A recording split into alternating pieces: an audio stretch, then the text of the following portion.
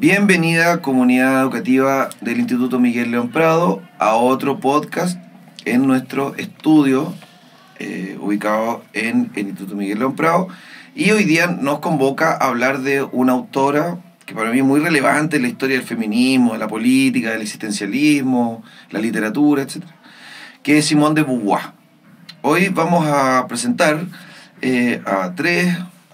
un alumno, dos alumnas que han elegido esta área de investigación en un trabajo que hicieron recientemente, donde profundizan acerca de esta autora y además, porque es un trabajo conjunto con el Departamento de Religión al cual yo pertenezco, y junto con la asignatura de religión, hacemos una relación con las parábolas con estos autores, con esta autora especialmente.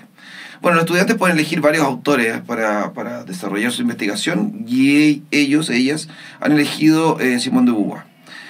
Voy a presentar a Juan Soto, que es alumno mío en el cuarto medio B, igual que las demás alumnas que voy a presentar a continuación. Él ha ganado un reconocimiento hace poco en TOEFL, que es conocimiento de inglés, y ha sido mejor compañero por 2 años en su curso. ¿Cómo está, Juan?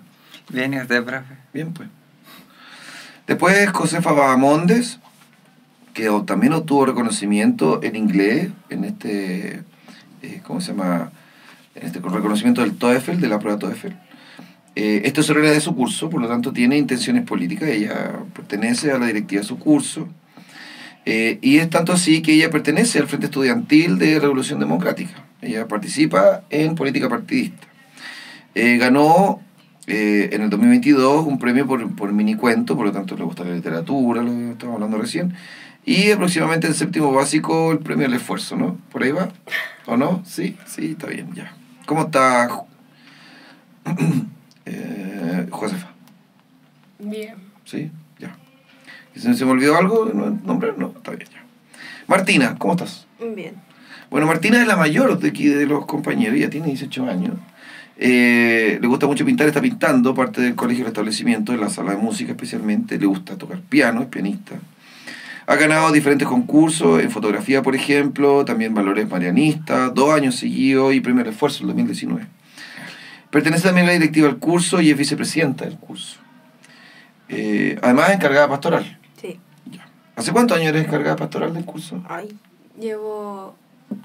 Fui como en quinto básico. Ya. Y llevo tercero y cuarto medio. Como les decía recién, este podcast tiene por objetivo reconocer algunos de los buenos trabajos que han entregado en áreas de investigación los estudiantes. Este grupo de estudiantes con otros estudiantes más, porque el grupo es como de 8 personas, ¿no? ¿Cuántos son? Sí. 1, 2, 3, 4, 5, 6, 7, 8, 9. Ya, son 9, que definieron entre varios autores una autora en este caso, que es Simone de Beauvoir. Empezamos hace un par de meses con esto. Entonces voy a hacer una ronda, preguntarles cómo fue esta elección y por qué eligieron a esta autora por sobre otra, porque estaba Heidegger, Nietzsche, teníamos también a Camus, etc. Joan, ¿por qué tú primero elegiste a esta autora? Bueno, elegimos a esta autora ya que, por lo menos para mí, es algo inspirador, ya que Simone de Beauvoir se incluye entre los grandes pensadores existencialistas del siglo XX y sigue generando impacto actualmente con su manera de pensar tan intrigante como es el existencialismo. Aparte, por las cosas que yo quiero estudiar, que yo en el futuro planeo estudiar psicología, su manera de pensar me genera un gran interés como el existencialismo y el sentido de la vida sociopolítica. Sí, es muy interesante y en ese sentido.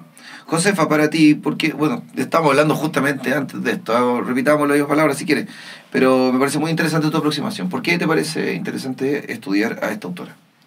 La conocía por sus libros y sus ensayos.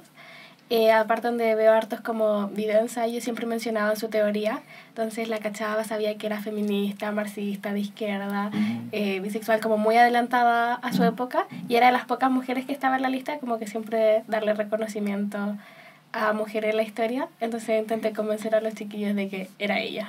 Sí, muy visionaria, rupturista en algunos casos, porque critica, si es cierto, lo mismo con género, con algunas actitudes que en el fondo justifican el tremendo texto que es el segundo sexo y por qué la mujer ha quedado relegada a un segundo lugar y por qué no es el paradigma, sino que el masculino, y se discute todo eso, es muy interesante.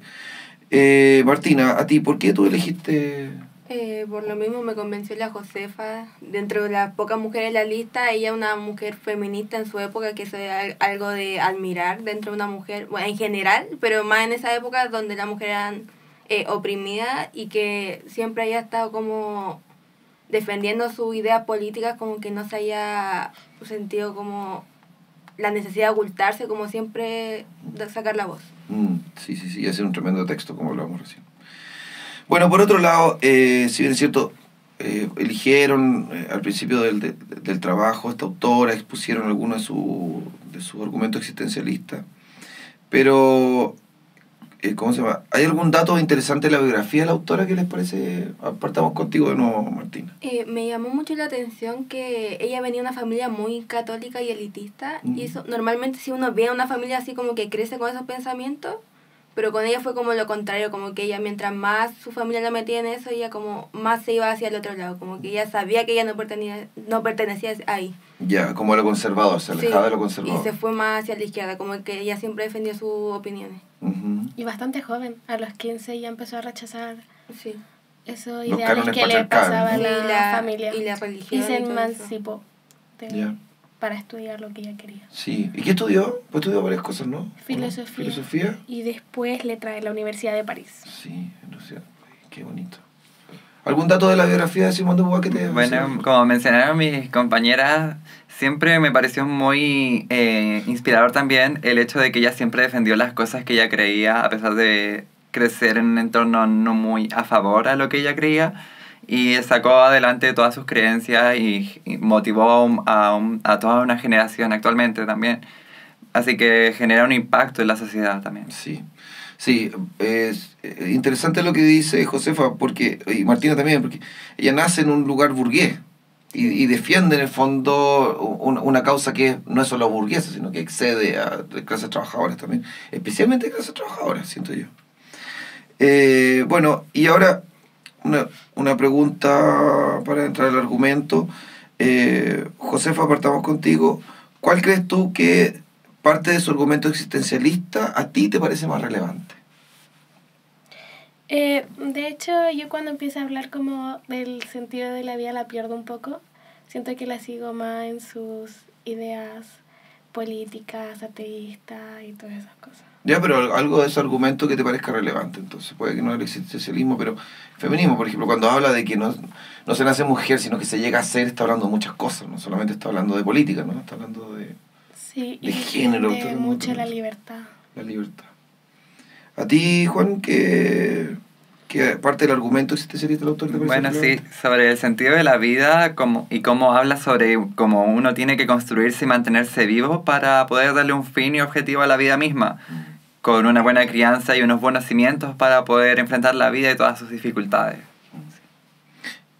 ¿Y a ti, Martina, algo del argumento? Sí, porque ella defiende que como que el ser humano no tiene como una existencia como fija como tal, sino que cada uno se construye a su manera y según sus pensamientos, que yo creo que está muy ligado a lo de su familia y cómo ella se desvinculó para seguir su... ¿A ti te parece relevante eso para ti? ¿Te parece importante? ¿En tu vida te afecta en algún lugar de tu vida? ¿Te llega? No sé si como tal, o sea, me llama la atención en esa época como que ella se rebelara en ese sentido, pero actualmente es que siento que eso ya está muy como presente en la realidad. O sea, hemos avanzado, ¿es esto? Sí, como que ya todos tenemos claro que si uno quiere algo, Están da lo las mismo, condiciones. sí, puede hacerlo, como que no importa qué piensen los demás, como que cada vez estamos avanzando más en eso. O sea, obviamente hay excepciones todavía, pero claro. Estamos avanzando. Sí, bien, porque, claro, antiguamente habían profesiones como medicina que eran solo masculinas. Claro. Sí, así de duro y drástico, ¿no? O tenían que, hemos visto en la historia, personas que se disfrazan de hombres, mujeres que se han tenido que disfrazar de hombres para poder entrar a y que tienen que cambiar el nombre para los libros. Claro, exactamente, sí. O ser copista de otro. Beethoven ya tenía una copista, de hecho, que es la que escribe con él, junto con él, la novena. Y hay muchos autores que tienen copistas que les ayudan a traducir los borradores a las obras literarias que finalmente terminan siendo. En la tradición filosófica también Heidegger se apoya de su esposa, y también, por ejemplo, en la tradición científica Einstein se apoya también de su esposa para hacer sus teorías. Hay un tremendo trabajo ahí de personas que han quedado relegadas en la historia, que como que no nos han puesto sus nombres, no han quedado como coautores de muchas cosas. Sí. Y yo creo que eso sigue sucediendo un poco. Yo Más creo en la que- actualidad, por ejemplo, la autora de Harry Potter, la J.K. Rowling, también prefirió poner la sigla en vez de su nombre como... Para que no se identificara que era una Sí. mujer, que no perdiera carácter comercial. Claro. Interesante punto, ¿eh? Interesante. ¿Algo más que quisieran decir de la autora? O sea, del argumento de la autora.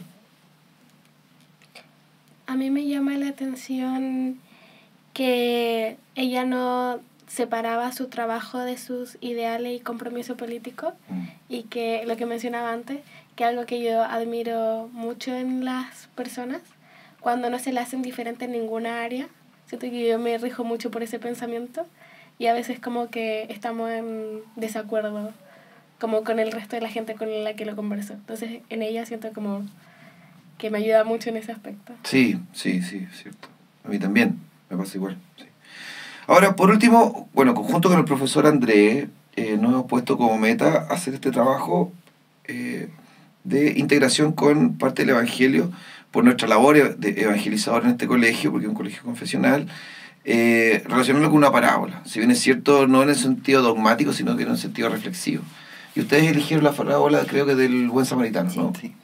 Explícame, Juan, ¿por qué llegaron a esa parábola? ¿Cuál es la relación? Bueno, con- escogimos la parábola del buen samaritano, ya que puede relacionarse con Simón de Beauvoir y su enfoque en la ética y el cuidado de los demás, como en el sentido cuando Simón de Beauvoir desafía las normas sociales, demostrando una actitud de solidaridad y cuidado hacia los demás, como defendiendo las creencias que ella tenía. Martina, cuéntanos, ¿de qué se trata esta parábola? Es un hombre judío que es asaltado y bueno, obviamente le golpean y él queda tirado en un camino y se acercan, bueno, y la gente pasa al lado del hombre está mal herido en el camino y la gente lo mira y pasa de largo, creo que un sacerdote lo miró y pasó de largo. Pasa hasta un que- sacerdote, después pasa otra persona de otra Sí. tribu. Y hasta que se acerca el buen samaritano y él, dejando de lado todos sus ideales, va, lo ayuda, le paga la atención médica. Y es como, habla de compasión la historia. ¿Y a ti qué te parece, qué relación tiene con Simón de Beauvoir? Lo que dijo Juanito, como, o sea, aparte de la compasión, como el dejar de lado lo de los demás, como ver que alguien está sufriendo ahí, acercarse y ayudarlo. Es como lo que ella defiende, como seguir lo que uno piensa, no lo que la gente dicta, como seguir lo que uno cree que es lo correcto. Sí, muy bien. Josefa, cuéntanos, ¿tú qué relación con la parábola y la autora encuentras destacada? O que te llamó la atención para ponerlo en el trabajo, finalmente.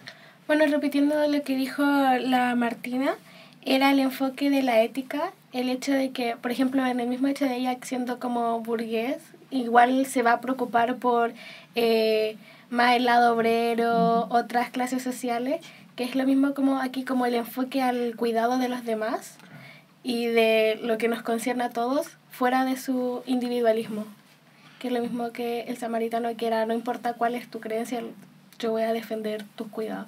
Claro.